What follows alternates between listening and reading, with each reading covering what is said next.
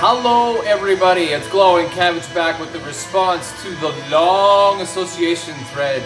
I was passing this down from my good buddy Rob, EoLoVoX. Thanks a lot, man. Thanks for thinking of me and passing this along to me. This is a great idea. In the background we're listening to some Acid Mother's Temple. So the record that you ended with, Little Creatures Talking Heads, I actually don't have that one. But I do have And She Was, the single, which is done by the cover is artwork by an outside artist named Howard Finster.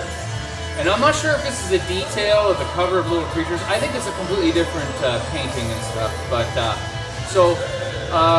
Howard Finster is a religious outside artist, and yeah, so this is his artwork, and so I'm gonna just continue on with this one. So this is my first record, connecting Little Creatures to And She Was, which is the same artist as the cover of Little Creatures, or whatever. You know what I'm trying to say. Incidentally, Howard Finster also did the artwork on the cover of REM's Reckoning. It's a collaboration between Michael Stipe and Howard Finster. I got a love for outside artists like Daniel Johnston and Henry Darger. So really interesting for me to learn that I didn't know who this artist was before this was handed over to me from Rob, the EoLoVoX. So there we go. So now, I couldn't find my album. I have Reckoning someplace, but just pretend I'm holding that up. You guys can look at your own to see what the artwork looks like. Now, not only is that Howard Finster, but it was produced by a guy named Mitch Easter, who also went on to produce a lot of famous bands like Pavement and whatnot. But he was also in a band, and the band he was in is Let's Active. And this is the very last record Let's Active released in 1988. Let's see. He's a principal singer and songwriter for this band. He's the only he's the sole constant band member of Let's Active.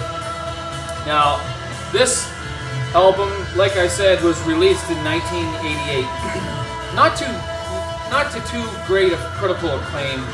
It was their shot at getting into the mainstream, and it didn't quite work. Not to say, though, that's not to say that this is not a good album, because it is. It's quite a good album. And this is released on IRS Records. So now I'm gonna feature a record that was released the same year as Let's Active, and that record is Jane's Addiction's Nothing Shocking, which is for me one of my favorite records of all time. I love this record. And so this was released in 1988, as was this. I know I'm not making the best connections here, but I'm trying. So Nothing Shocking by Jane's Addiction. Now it's time for me to pass this on, and I think I'll pass it on to Chris, Astral Traveler 68. Oh, sorry, I might get your name wrong, the number anyways. But, yeah, so this is a great idea. Thank you, Jonas, SublimMedia, for coming up with this. This is great. This is fantastic. I learned a lot about these records that I didn't really know, I didn't even honestly know who Mitch Easter was, but I did some research and, kind of checked it out. And so keep this thread going. It's a long association thread going over to you, Chris, Astral Traveler. Thanks everybody for watching. Please comment. Bye-bye.